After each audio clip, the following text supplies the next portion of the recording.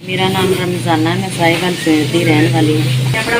मेरा बंदा बैग चुक के गली कभी बल्ब सही करता वा, बिजली का काम करता वा, बल्ब सही करता वा, बटा दूसरा सोच सही करता वा। ਉਹਦੇ 200-300 रुपया दिहाड़ी लगती है। मेरा एक ही बच्चा वा तो उसने किराए ते मकान लिया। अगर रोज़े ने तो साढ़े घर कोई चीज़ नहीं, साढ़े कुछ कोई घर में कोई चीज़ नहीं, कोई आटा दाना कोई साड़ी मदद कर रोज़े से कोई असं अपने घर कोई चीज़ बना के खा लें। साढ़े को पैसा नहीं, साढ़े बड़े माड़े हाल ने। इतनी महंगाई है शहर में, कोई गंढे थोम नहीं चीज़ ले आ जाए।